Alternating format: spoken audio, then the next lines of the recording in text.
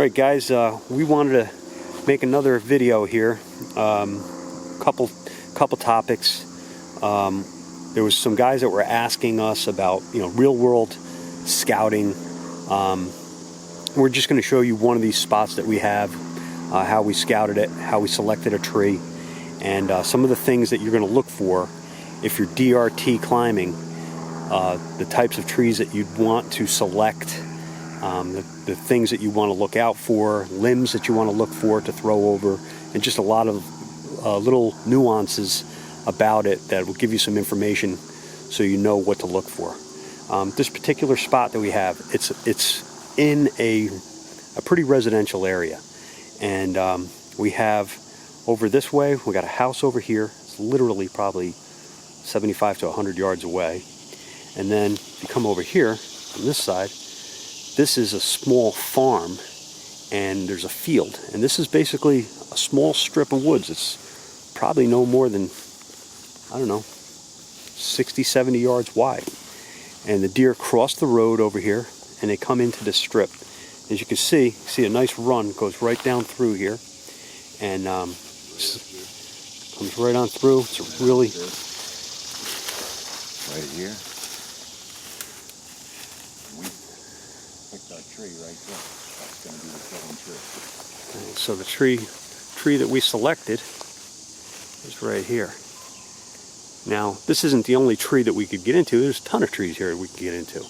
But, we wanted to show you on this tree because I think this tree kind of represents most of what you would see in the woods. Me personally, when I'm climbing DRT, one of the nice things is if you can get into a tree like that, a big maple, you got lots of lateral limbs, it's big, it'll hide you. That's also another good tree. Those kinds of trees. Yeah, that would work as well. Those trees are great for DRT because it's a little easier to get into. But this one here, this is probably more common. That's an oak, right? Yep, it's an oak. That's more like what you're probably going to see most of the time. Right. They're like your telephone pole size trees, where kind of everybody talks about. So Scotty is going to, I want to put this camera on my mount here, and we're going to zoom in on some limbs and give you guys some information here.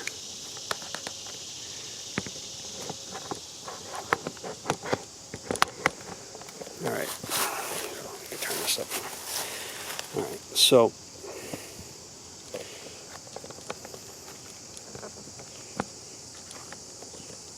level it out here. All right, so here's our tree, and we're going to zoom in on some of the limbs up here. You can see where we're at.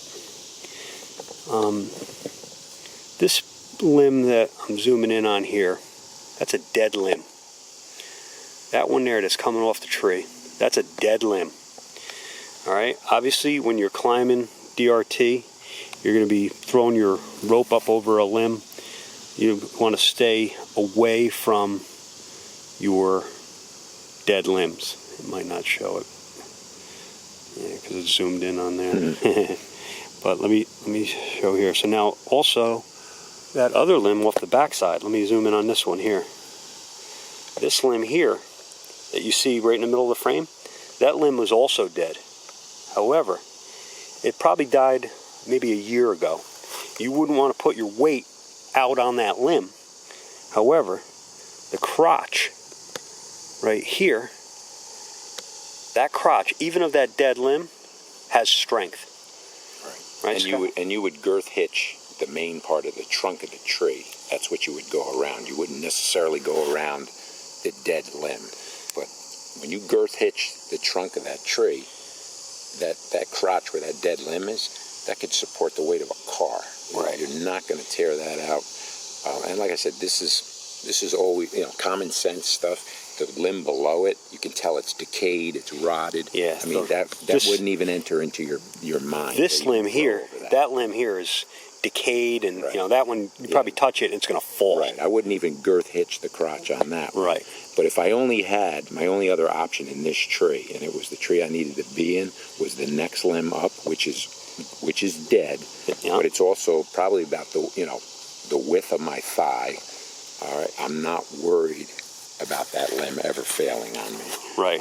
Like I said, it's a limb, on my visual inspection, I can tell it's been dead maybe 1 or 2 years, and I know it's going to hold me, especially since I'm girth hitching the trunk, Right. not the dead limb. Remember, you're not being supported by a dead limb.